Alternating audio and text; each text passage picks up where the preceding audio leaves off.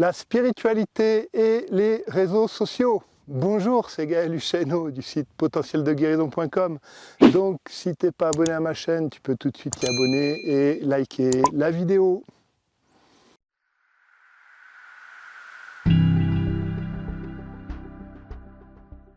Voilà, donc je voulais parler d'une personne très connue sur les réseaux sociaux francophones en tout cas, qui a fait une interview et avec une co-autrice. Et cette personne-là, cette personne très connue sur les réseaux sociaux, en fait, j'ai lu les commentaires qu'il y avait et j'ai été choqué, en fait. J'ai été choqué parce que donc c'est une personne qui a un public spirituel, de développement personnel.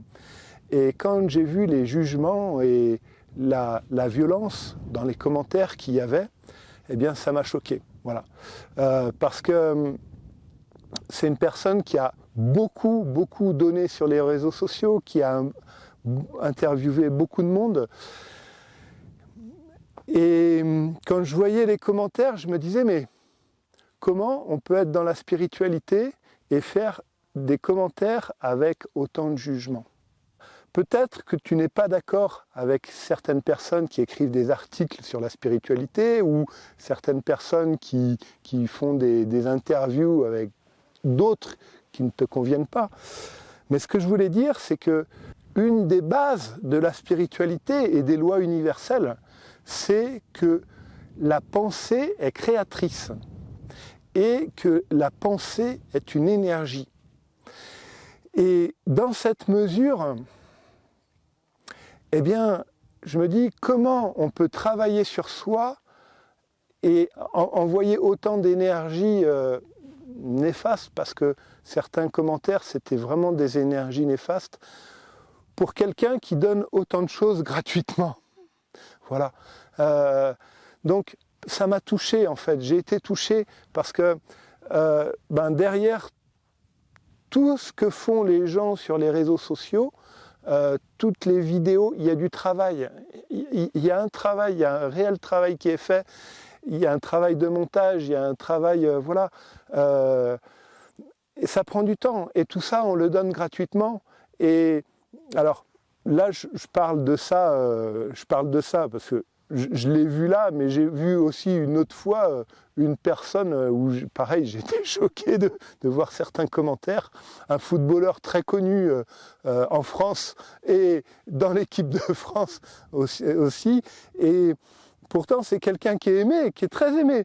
Quand vous mettez des commentaires sur les réseaux sociaux,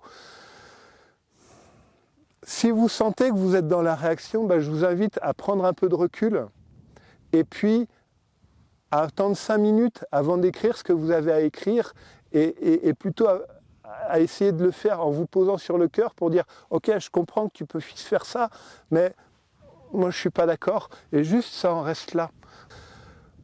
Parce que je trouve que des fois, il y a, en fait, c'est comme si on avait l'impression que, comme à travers les réseaux sociaux, les commentaires qu'on met, les gens, ils sont derrière leur écran et on ne les voit pas.